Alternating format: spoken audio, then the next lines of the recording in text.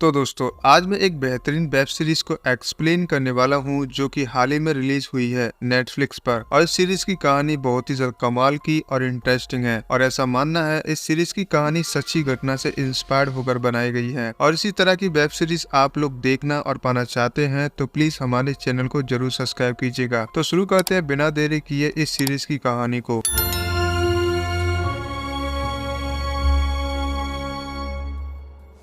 तो सीरीज की स्टार्टिंग में स्थापित शहर मंजूर को देखते हैं, जहाँ किलर सूप की शुरुआत शेट्टी परिवार के परिचय से होती है, जिसमें स्वाति और प्रभाकर नाम के दो कपल्स को दिखाया जाता है। जहाँ स्वाति सुबह सुबह किचन में प्रभाकर के लिए नाश्ते में ट्रोटर सूप बना रही होती है और फिर सूप तैयार होने के बाद स्वाति प्रभाकर के लिए लेकर जाती है। और यही हमें मालूम चलता है स्वाति प्रभाकर को प्यार से प्रभु बुलाती है और प्रभाकर भी स्वाति को किलर नाम से पुकारता है। अब जब प्रभु सूप पीने को होता है तो वो स्वाति से कहता है फिर से उसने ये सूप बनाया है। दरअसल स्वाति का ये रोज का है, वो नाश्ते में हमेशा सूप ही बनाती है। और यही हमें मालूम चलता है स्वाति खुद का एक रेस्टोरेंट खोलना चाहती है और वो उसके लिए प्रभु से पैसे मांगती है, लेकिन प्रभु को लगता है वो रेस्टोरेंट चला नहीं पाएगी क्योंकि उसकी पत्नी सूप बहुत ही ज्यादा वाहियात बनाती है। लेकिन वो ये सब उसके मुंह पर नहीं बोलता, जिसके बाद प्रभु एसिडिटी का बहाना करके उस सूप को किचन में ले जाता है और वहीं स्वाति उसके वॉलेट से कुछ पैसे निकाल लेती है और उसके पास जाती है और कहती है कैसा लगा सूप, जिसमें प्रभु उस सूप की तारीफ करके वहाँ से चला जाता है। मगर स्वाति समझ गई थी वो सूप उसके पति ने पिया ही नहीं था क्योंकि उसका सूप किचन के वॉश बेसिन में था। अब आगे हम प्रभु और उसके बड़े भाई अरविंद को देखते हैं,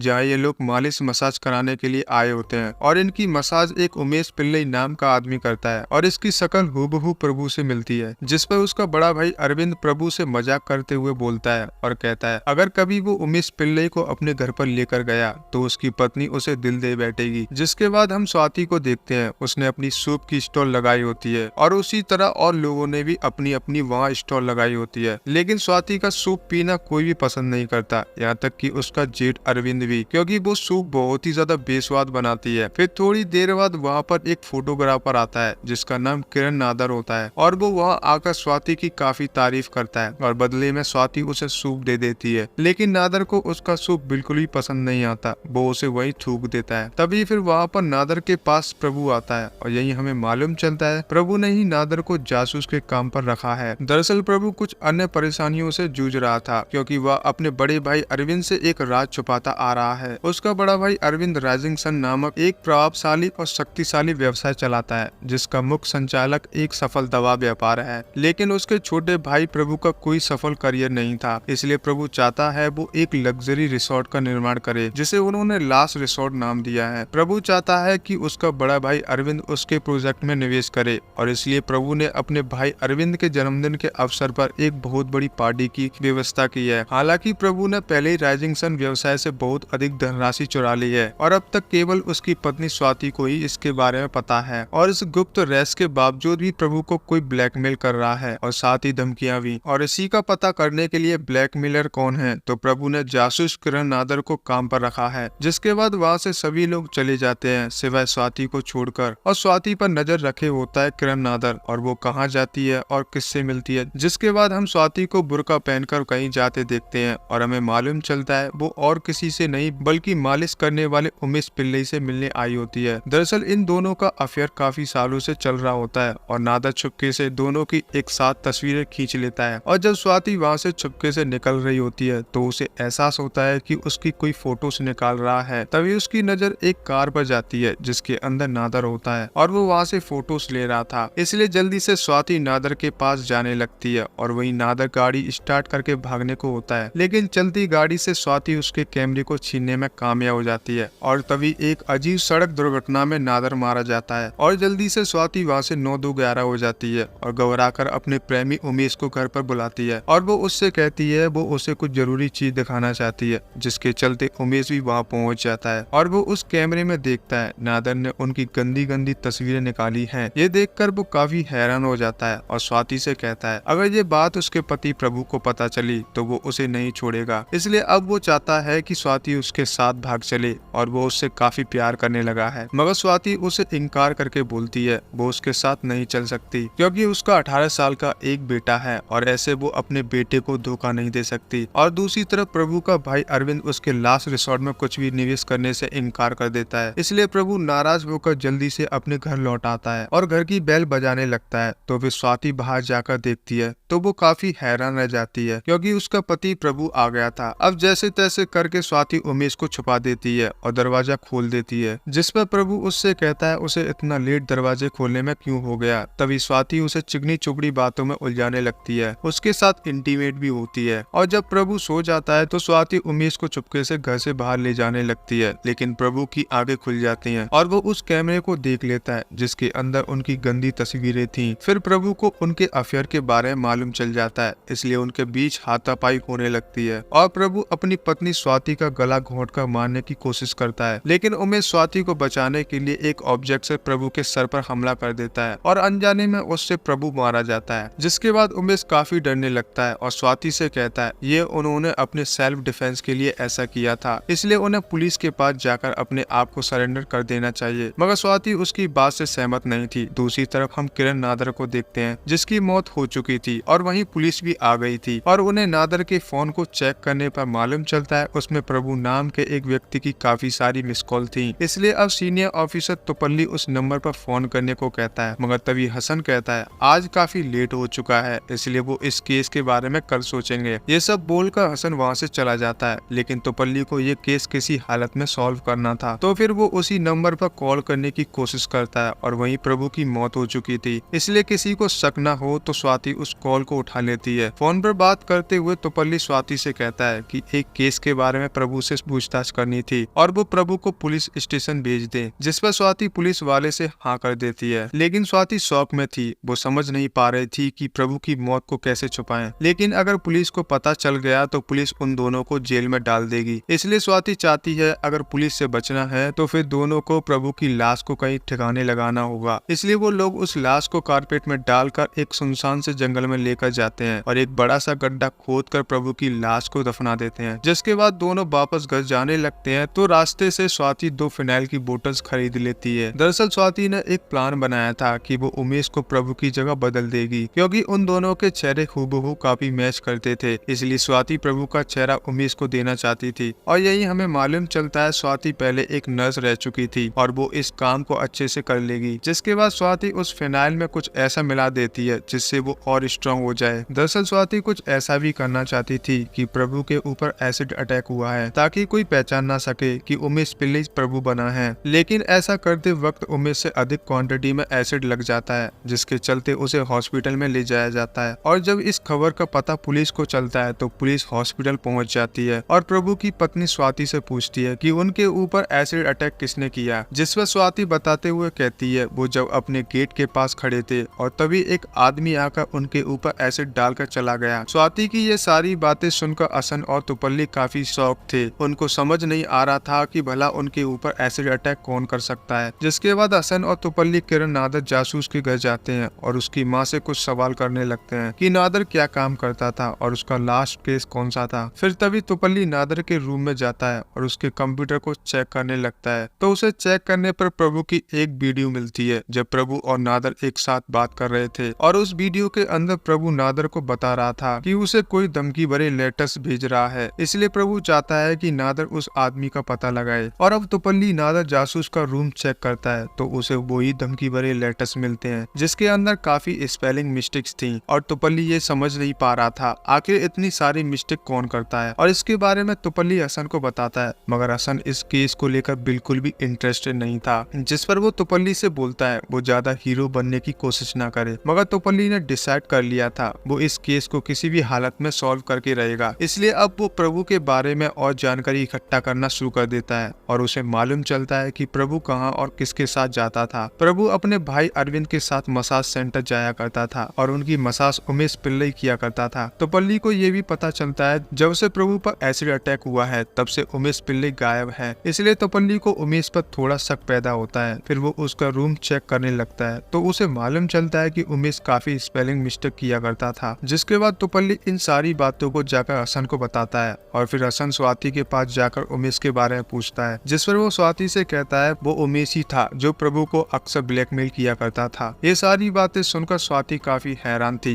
क्योंकि उसे मालूम नहीं था कि उमेश ही प्रभु को ब्लैकमेल किया करता था और अब तक उमेश को होश आ गया था। इसलिए स्वाति जाकर उस पर गुस्सा करती है और उससे कहती है कि वो प्रभु को ब्लैकमेल क्यों करता था, जिसमें उमेश उसे बताता है कि वो स्वाति से बहुत प्यार करता है और उसे यहाँ से भगाकर ले जाना चाहता था और इसलिए वो प्रभु को ब्लैकमेल कर रहा था ताकि उससे कुछ पैसे मिल जाएं और वो स्वाति को लेकर यहाँ से भाग जाए। स्वाति उमेश की बातें सुनकर काफी दुखी होने लगती है। अब स्वाति को एहसास था कि पुलिस को उमेश पर शक है तो वो जरूर उमेश के घर पर पूछताछ करने जाएगी, इसलिए स्वाति बुर्का पहनकर जल्दी से उमेश के घर पर जाती है और वहाँ टंगे सारे फोटोज और अपने सामान को निकाल कर छुपा लेती है। जिसके बाद वहाँ पर ऐसा ही तुपल्ली पहुँच जाता है और तभी वो देखता है वहाँ से एक औरत बुर्का पहने निकल रही थी और फिर तुपल्ली भी उसका पीछा करने लगता है और स्वाति वहाँ से छुपते छुपाते उसी जंगल में पहुँच जाती है जहाँ प्रभु को दफनाया था। जिसके बाद स्वाति प्रभु की बॉडी को बाहर निकाल कर जला देती है और साथ ही अपने और उमेश की फोटोज को भी, वो इसलिए कि कभी अगर पुलिस वालों को बॉडी मिल भी जाए तो उन्हें पता न चले कि ये प्रभु की बॉडी थी। और ये सब तुपल्ली छुपकर देख रहा था, इसलिए तुपल्ली हसन को कॉल करने की कोशिश करता है मगर जंगल में नेटवर्क न आने की वजह से कॉल नहीं लग पाता। फिर थोड़ी देर में वहाँ सुबह होने लगी थी और तुपल्ली अभी भी वहाँ नेटवर्क आने का वेट कर रहा था। फिर वो पहाड़ों के ऊपर जाने लगता है ताकि उसे कुछ नेटवर्क मिल सके, फिर वो हसन को फोन करके सब कुछ बता सके।